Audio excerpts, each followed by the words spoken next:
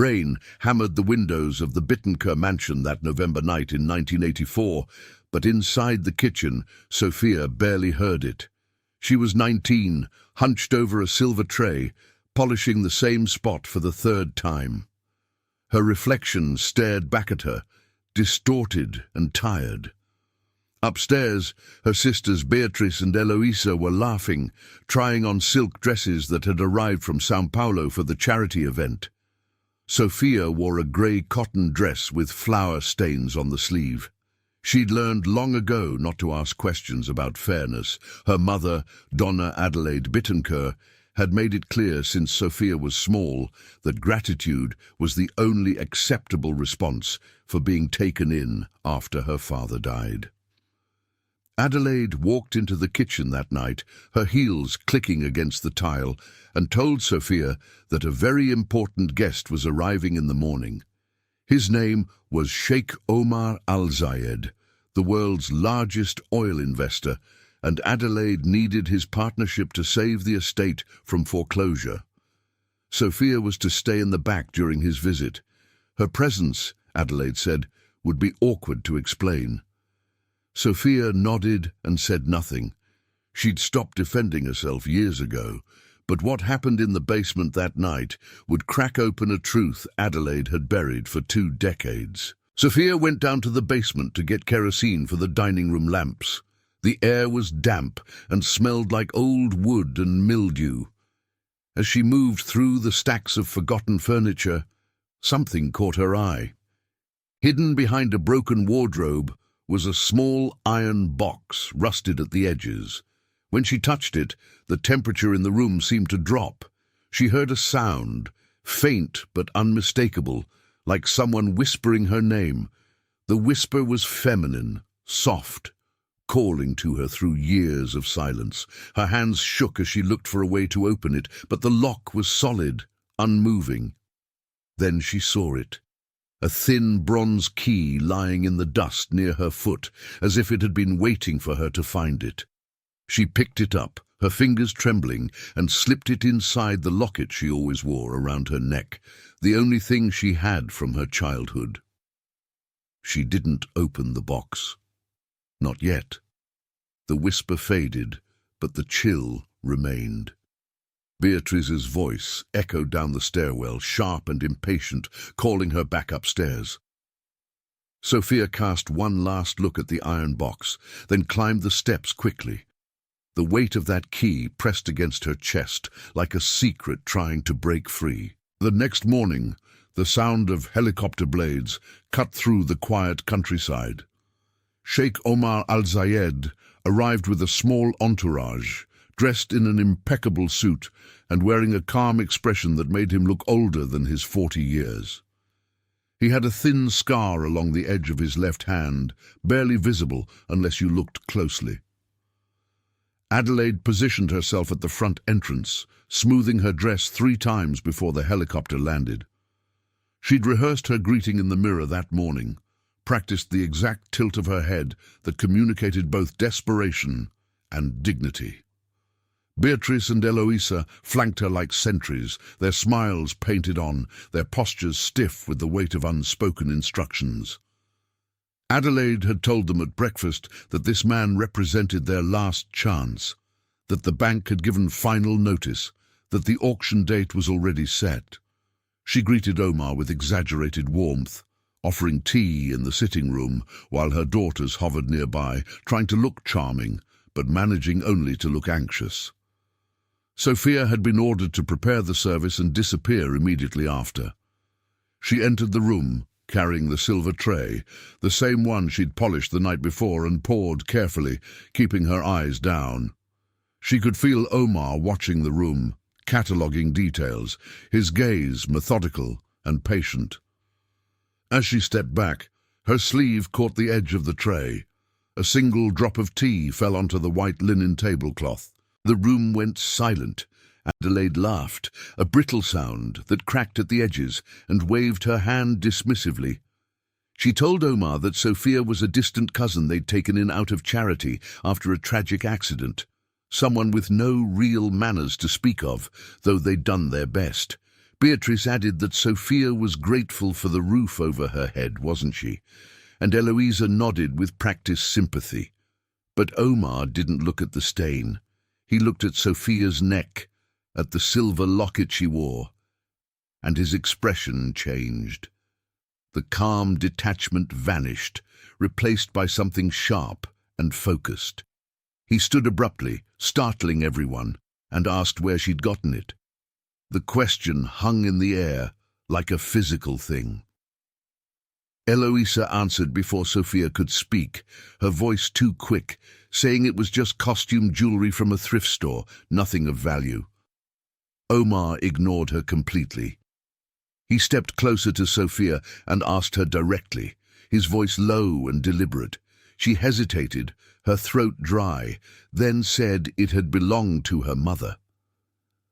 Omar's expression shifted, something unreadable passing across his face, grief mixed with recognition. He asked what her mother's name was. Adelaide interrupted, laughing nervously, suggesting they move on to discuss the partnership opportunity. Omar raised his hand without looking at her, a gesture so commanding that Adelaide fell silent mid-sentence. He asked Sophia again.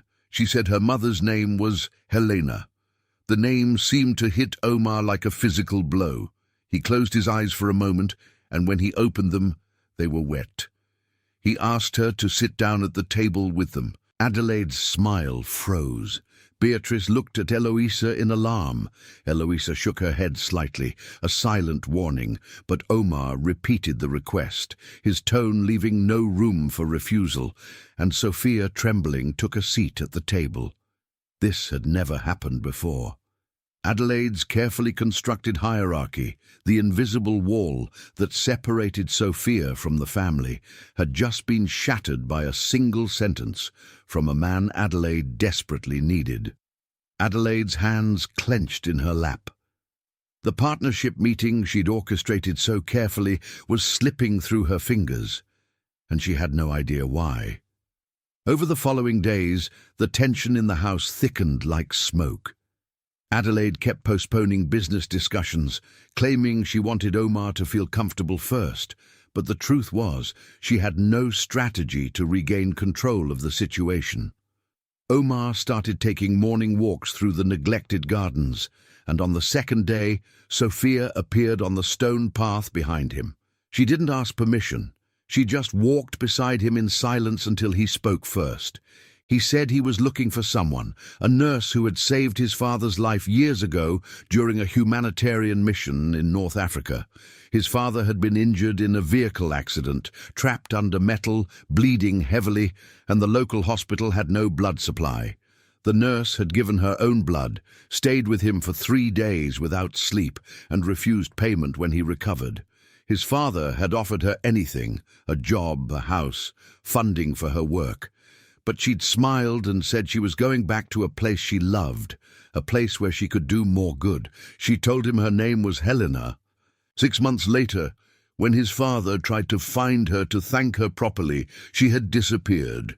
No forwarding address, no records, just gone. Omar said he'd spent 15 years and a fortune on private investigators trying to find out what happened to her, because his father had made him promise on his deathbed that he'd uncover the truth. Sophia's hands trembled. She asked what Helena looked like. Omar pulled a small photograph from his jacket pocket, creased and faded. The woman in the photo had Sophia's eyes, her jawline, her dark hair. Sophia's breath caught. She told Omar her mother's name was Helena, and she'd been told Helena died when Sophia was very young, but no one had ever explained how or why. Omar stared at her for a long moment, then said this couldn't be coincidence. He asked if Adelaide had any of Helena's belongings, any documents, anything. Sophia shook her head. She said Adelaide had told her everything had been lost in a fire. Omar's expression hardened. He said fires were convenient explanations, and he intended to find out if this one was real. Meanwhile, Beatrice and Eloisa grew desperate. They watched from the upstairs windows as Omar and Sophia walked together each morning, their conversations growing longer, more intimate. They saw how Omar looked at Sophia, with respect instead of pity, and it enraged them. Adelaide had promised them that Sophia would never be anything more than a housekeeper, that their inheritance was secure. But now Omar was treating Sophia like an equal, maybe even more than that, and Adelaide's partnership deal was evaporating. Beatrice said they needed to do something drastic. Eloisa suggested they remind Omar exactly what kind of person Sophia was. A thief, someone unworthy of his attention. They hatched a plan. Late one night, after Adelaide had gone to bed, they took the pearl necklace and sapphire earrings from her jewellery box and hid them in Sophia's room, tucked into the drawer of her nightstand under a stack of folded aprons.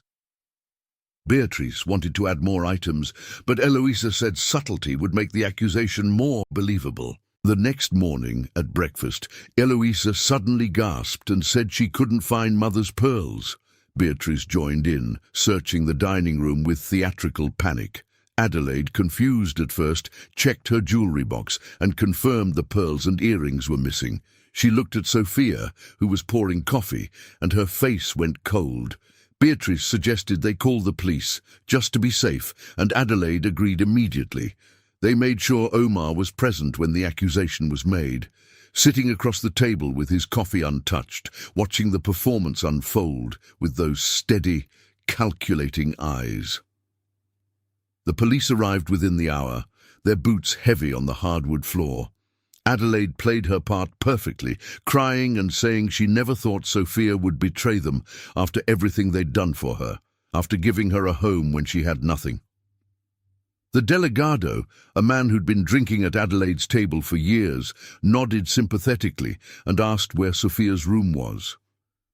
Adelaide led them upstairs, Beatrice and Eloisa following close behind, while Omar remained in the hallway, his expression unreadable. The delegado went straight to Sophia's room and opened the nightstand drawer. The pearls gleamed under the afternoon light, coiled like an accusation. The sapphire earrings lay beside them, condemning her with their beauty. Beatrice gasped dramatically. Eloisa covered her mouth in fake shock. Adelaide turned to Omar, who'd appeared in the doorway, and said she was mortified, that she'd trusted Sophia despite her difficult upbringing, despite warnings from friends who said charity cases always repaid kindness with theft. The delegado asked Sophia if she had anything to say. The room felt smaller suddenly, the air thick with expectation. Everyone waited for her to break, to cry, to beg for mercy. But Sophia didn't cry, she didn't beg. She looked at each of them in turn, Beatrice, Eloisa, Adelaide, the delegado, and finally Omar. Then she reached up slowly and unclasped the locket from her neck. She opened it with deliberate care, her fingers steady now, and removed the bronze key from inside. She held it up so everyone could see it catch the light. She said she'd found this key the night before Omar arrived, in the basement, lying on the floor next to a locked iron box. A box that had whispered her name. She told them she'd been too afraid to open the box that first night, but the previous evening, after days of conversations with Omar about the nurse named Helena, after learning what her mother might have been, she'd gone back down to the basement alone and used this key. Adelaide's face went pale, the colour draining so fast it looked like she might faint. Beatrice started to interrupt, her voice rising in panic, but Omar raised his hand sharply, silencing her with nothing more than a gesture. Sophia continued, her voice growing stronger with each word. Inside the box, she said, were documents. Old land deeds, letters written in faded ink, and a photograph. She pulled a folded envelope from her apron pocket, the paper yellowed with age, and handed it to Omar. He opened it with careful fingers, as if it might crumble at his touch. Inside was the deed to the Bittencourt estate, dated 1966, with the name Helena Bittencourt as sole owner. There were also letters, some in English, some in Arabic, all signed by a man named Omar Al-Zayed, Omar's father. The letters thanked Helena for saving his life, offered her financial support, asked her to visit him and his family. The final letter, dated 1968, asked why she'd stopped writing, begged her to send word that she was safe. The room went still. Even the delegado had stopped moving, his hand frozen on his notepad. Sophia's voice was steady now, clear and unwavering. She said her mother's name wasn't just Helena, it was Helena Bittencourt. She was the original owner of this estate, the nurse Omar had been searching for all these years, and the woman Adelaide and her late husband had silenced to steal everything she owned. Adelaide tried to speak, but no sound came out. Her mouth opened and closed like a fish drowning in air. The delegado looked at the deed in Omar's hands, then back at Adelaide, his expression shifting from sympathy to suspicion. Omar took the photograph from the envelope and held it next to the one he'd been carrying. The woman was the same. The man was his father, younger, smiling, his arm in a sling. The two images, separated by decades, told the same story. Beatrice said this was absurd, that anyone could forge documents. Her voice was shrill now, desperate. Sophia looked at her and said the iron box also contained hospital records from North Africa, with Helena's signature and blood type listed as donor for Omar al-Zayed, and letters of correspondence proving Helena Bittencourt had been the rightful owner of this land, these buildings, everything the family now claimed as theirs. Sophia said the documents showed that after Helena returned from overseas, Adelaide's husband had begun a systematic campaign to have her declared incompetent, to strip her of her rights, to erase her from the very home she'd built. The final letter in the box was addressed to Helena's heir, to be opened only when the truth could no longer be hidden. Omar turned to Adelaide and asked if she had anything to say. His voice was cold now, all warmth gone. Adelaide's mouth opened and closed. Eloisa grabbed Beatrice's hand, squeezing so hard her knuckles went white. The delegado asked if he could see the rest of the documents, his tone suddenly formal, professional, as if remembering he was a law officer and not Adelaide's dinner guest. Sophia nodded and said she would take them to the basement, where the iron box still sat exactly where she'd found it, waiting to bear witness. As they moved toward the stairs, Omar spoke again. He told Adelaide that his security team had been monitoring communications since the day he arrived. They'd intercepted messages between Adelaide and certain local officials, messages that made it clear this theft accusation had been fabricated, orchestrated to discredit Sophia before she could reveal what she'd found. The delegado shifted uncomfortably, his face reddening, and muttered something about a misunderstanding, about needing to verify facts. Omar ignored him and turned to Sophia. He said he'd been guided here by something he couldn't explain. A recurring dream where a woman's voice told him to look for the truth in a place no one thought to search, in a house that held secrets in its bones. The lights in the house flickered, once, twice, then steady again. A door slammed upstairs, violent and sudden, though no one had gone up. The sound of jasmine, strong and unmistakable, filled the air. Sweet, overwhelming, impossible. It was November. Nothing was blooming. Adelaide stumbled backward, her hands shaking, her eyes wide with something that looked like terror. Eloisa gripped Beatrice's arm hard enough to leave marks. The delegado crossed himself, muttering a prayer under his breath. Only Omar and Sophia stood motionless, Sophia because she recognized the scent, and Omar because he'd seen too much in his life to be frightened by the unexplainable. The scent of jasmine had been described in his father's letters, the perfume Helena wore every single day, the smell that had filled the hospital room when she'd saved his father's life. Omar looked at Adelaide with something close to disgust, and said he would not be signing any partnership agreement with this family. The words fell like a judge's gavel. He reached out to Sophia and told her the estate was hers by right, and he would make sure every legal channel confirmed it, that he would bring lawyers, investigators, anyone necessary to restore what had been stolen. Adelaide tried to speak, her voice a broken whisper, but no one was listening anymore. Beatrice began to cry, real tears this time, not the theatrical kind. Eloisa just stared at the floor, her face blank with shock. The delegado quietly excused himself, mumbling about needing to make calls, suddenly very interested in being anywhere but here. The truth, once freed, couldn't be locked away again. 3 days later, Sophia stood in the town square with Omar beside her. The entire community had gathered, drawn by rumors that had spread like wildfire through the streets and cafes. Adelaide had originally planned this event as a grand ceremony, a public signing of the partnership agreement that would save the Bittenker name and fortune.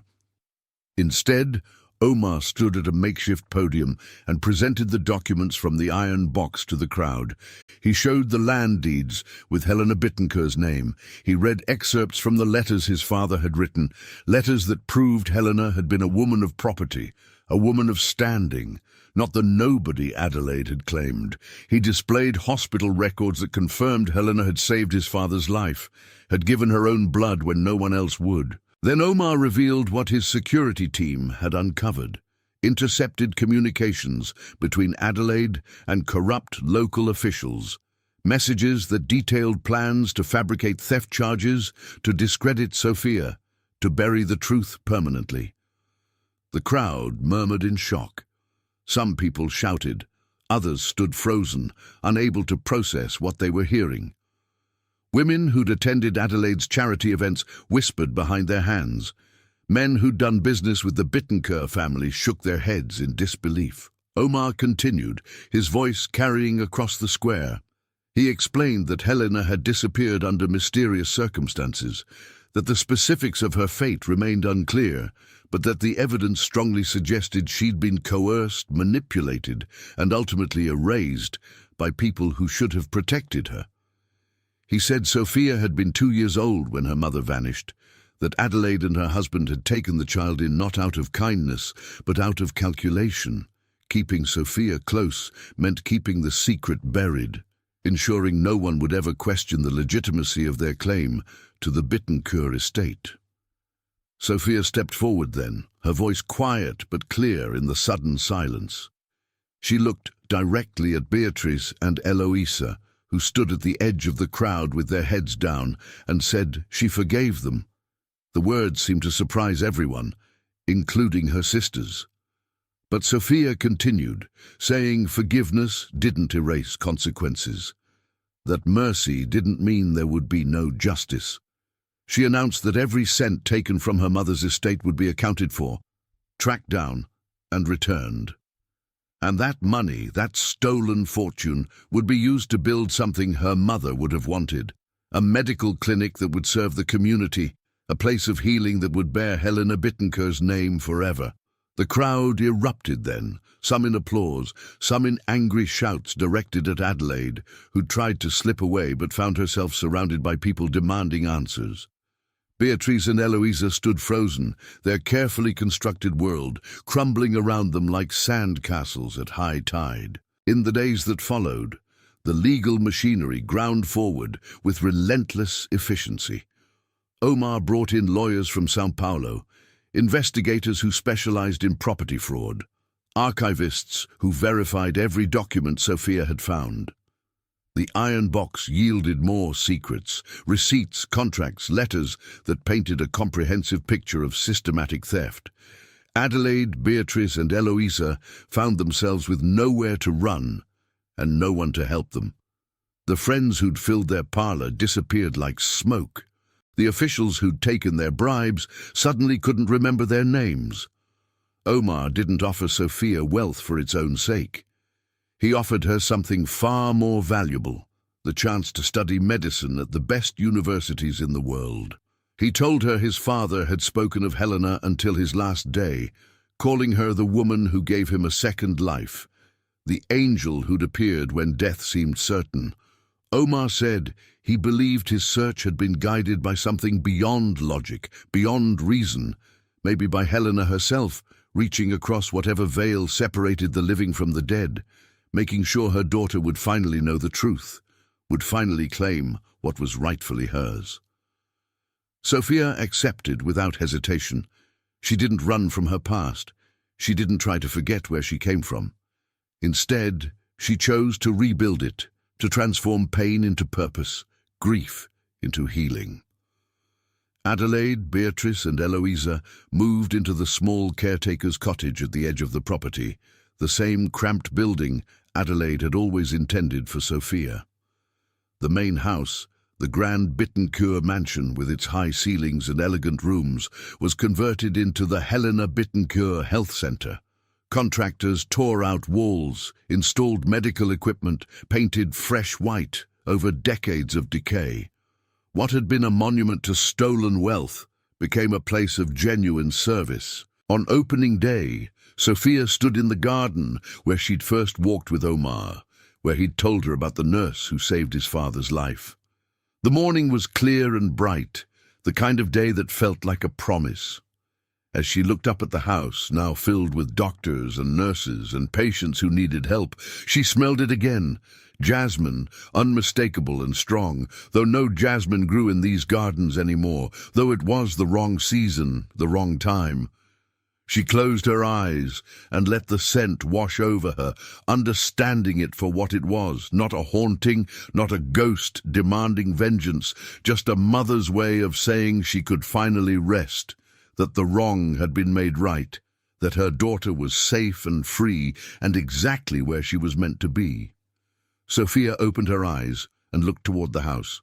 Omar stood at the top of the steps, waiting for her, his hand extended.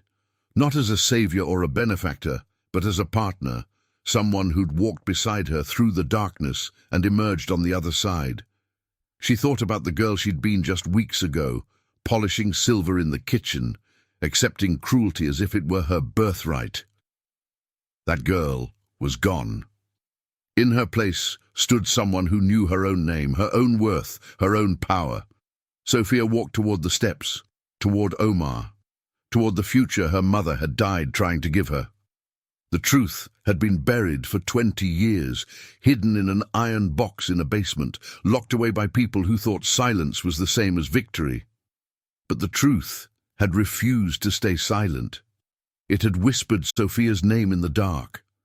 It had guided Omar across oceans and continents. It had waited with the patience of stone for the moment when it could finally be free. And now it was. Now Sophia was. She climbed the steps, took Omar's hand, and together they walked into the Helena Bittencourt Health Center, into the legacy that had always been hers, into the life she'd earned by refusing to accept the lies she'd been told about who she was and what she deserved. The greatest inheritance, she understood now, wasn't land or money or title.